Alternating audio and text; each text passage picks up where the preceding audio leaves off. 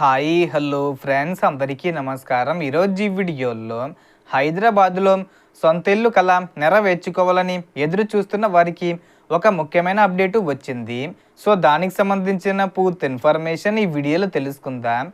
వీడియోని ఎక్కడా కూడా స్కిప్ చేయకండి ఫ్రెండ్స్, అండ్ వర్డ్ చూడండి. వీడియో స్టార్ట్ చేసే ముందు మీకు ఒక small request friends. TG government నుంచి ఇందిరమ్మ ఇండ్ల పథకానికి సంబంధించి మరియు ఇతర పథకాలకు సంబంధించి ఏ చిన్న అప్డేట్ వచ్చినా మీరు మిస్ కాకుండా ఉండాలంటే వెంటనే మన ఛానల్ని సబ్స్క్రైబ్ చేసుకోండి. అండ్ సబ్స్క్రైబ్ చేసుకున్న వాళ్ళందరూ కూడా సబ్స్క్రైబ్ బటన్ పక్కనున్న గంట సింబల్లో ఆల్ అని పెట్టుకోవడం మర్చిపోకండి ఫ్రెండ్స్.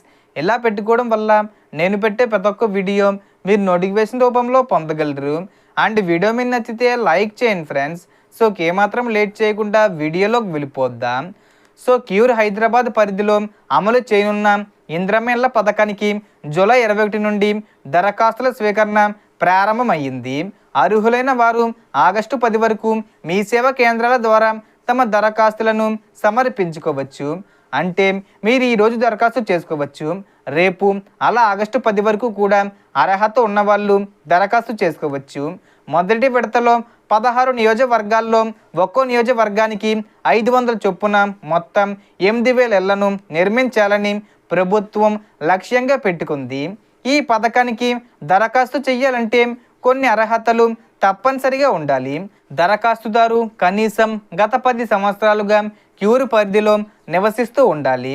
అలాగే ఓఆర్ఆర్ పరిధిలో అంటే ఔటర్ రింగ్ రోడ్ పరిధిలో కానీ క్యూర్ పరిధిలో కానీ కుటుంబ సభ్యుల పేరుపై ఎలాంటి సొంత ఇల్లు ఉండకూడదు. కుటుంబ వార్షిక ఆదాయం 6 లక్షల లోపు ఉండాలి. ఒక కుటుంబం నుంచి ఒకరికి మాత్రమే దరఖాస్తు చేసే అవకాశం ఉంటుంది.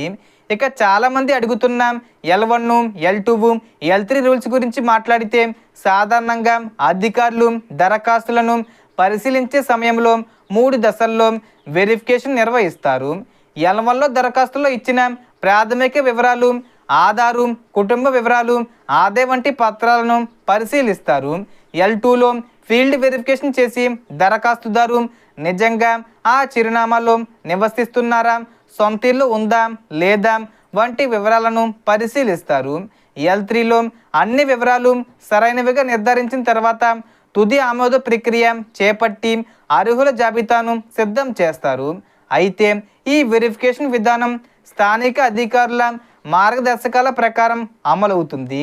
కాబట్టి దరఖాస్తు చేసే సమయంలో ఎలాంటి తప్పులు లేకుండా సరైన వివరాలు, అవసరమైన పత్రాలను సమర్పించడం చాలా ముఖ్యం.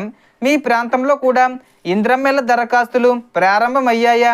అలాగే L1, L2, L3 ప్రక్రియపై మీకు ఇంకా ఏమైనా సందేహాలు ఉంటే కామెంట్లో తప్పకుండా తెలియజేయండి. మీ కామెంట్కు వీలైనంత త్వరగా సమాధానం ఇవ్వడానికి ప్రయత్నిస్తాను.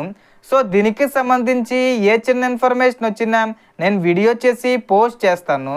ఆ యొక్క అప్డేట్స్ మీరు మిస్ కాకుండా ఉండాలంటే వెంటనే మన ఛానల్ని సబ్స్క్రైబ్ చేసుకోండి. సో టోటల్ ఇన్ఫర్మేషన్ ఇది ఫ్రెండ్స్. మీకు ఈ వీడియో నచ్చితే లైక్ చేయండి, షేర్ చేయండి అండ్ సబ్స్క్రైబ్ చేసుకోండి. Thanks for watching.